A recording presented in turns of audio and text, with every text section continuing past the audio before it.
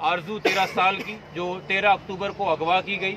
अगवा करने के बाद ख़ानदान का मौक़िफ़ है और वाज़ेह मौक़िफ़ है, चूँकि ख़ानदान के पास नादरा का स्कूल का सारा रिकॉर्ड है जो कि बताता है कि बच्ची 13 साल की है, कि उसके बाद उसका मज़हब तब्दील करवाया गया और उसके बाद उसकी शादी के लिए एक निकाह ख्वाह अरेंज कराया गया और निकाह ख्वाह के साथ जो है अरेंज करा के शादी करा दी गई।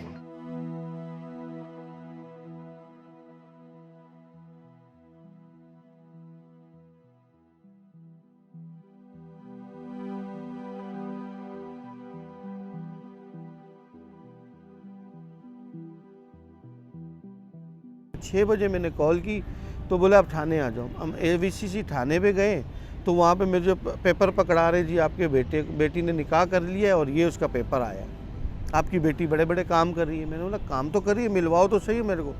ये पुलिस कुछ बोलती थी, कोर्ट वाले कुछ बोलते थे, फैमिली वाले कुछ बोलते थे, मेरा बिल्कुल दिमाग काम करने छोड़ दिया। मैं तो हिम्मत हार गया था और कोर्ट में 2nd फ्लोर के ऊपर जब जज ने ओरिजिनल नादरा के डॉक्यूमेंट्स मानने से इनकार किया कि ये हम वेरीफाई करवाएंगे, ये करवाएंगे, वो करवाएंगे, तो मेरा दिल बिल्कुल अंदर से ख़त्म हो गया। मैं 2nd फ्लोर से जंप मार रहा था, जो हमारे कुलीग ने पकड़ लिया हमारे को।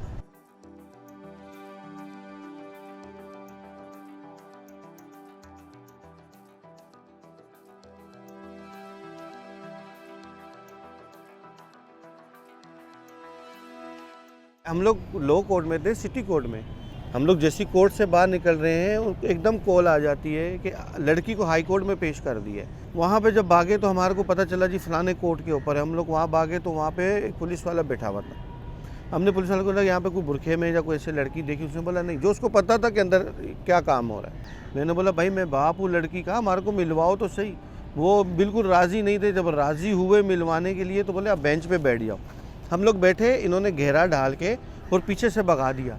हम लोगों ने, एक बंदे ने बोला वो भाग रहे हैं, हम लोग उनके पीछे भागे तो एक गार्ड रूम आता है, सिक्योरिटी गार्ड का जो रूम होता है, उसमें इन लोगों ने बंद कर दिया उसको। अच्छा आधे घंटे बाद उन्होंने मिलवाया और बड़ी प्लानिंग के साथ, बड़ी सियासत के साथ मिला के उसकी चोरी छुपे मूवी बनाई। मैंने बहुत पुलिस वालों के हाथ पकड़े, मैंने पाँव पकड़े, मैंने सबके पाँव पकड़े। मैंने कहा खुदाया मेरी बच्ची से मुझे मिला दीजिए, मेरी बच्ची मुझे।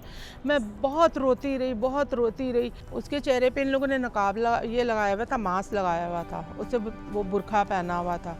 तो मैं ज़ाहिर बात है माँ हूँ, मेरा दिल कह रहा था कि मैं, जब वो सामने आके उधर वो पुलिस वाला उसके वो बयान ले रहा था, मैंने कहा था ये मेरी आरजू आ गई है। और मैं उसकी आंखों से, उसके मुंह से, उसके सब चीज़ों से पहचान गई। जब उन्होंने मेरे नकाब उठाया तो मैंने कहा ये मेरी आरजू है। आप लोगों ने देखा होगा मेरा रोना, मेरी आरजू थी। वो मेरी आरजू सामने बैठी हुई थी, मेरे पास बैठी हुई, लेकिन मैं उसको छू नहीं सकती थी, मुझसे मिल नहीं सकती थी। इतना मुझे उन लोगों ने परेशान करके रखा था। जब वो मेरे सामने आई तो मुझे तसल्ली हो गई थी कि वाकई मेरी आरजू है। मुझे इतना खौफ था इन लोगों से कि मेरी बच्ची को ये मार डालेंगे या मेरी बच्ची को काट डालेंगे।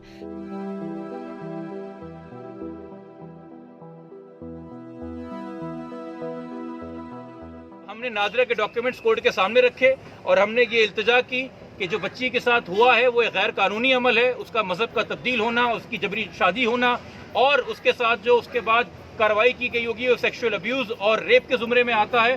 तो कोर्ट ने ना सिर्फ ये ऑर्डर दिया है कि अगली पेशी 3 दिन बाद 5 नवंबर को 9:30 बजे है और उस वक़्त पुलिस को हर हाल में बच्ची को कोर्ट के सामने पेश करना है।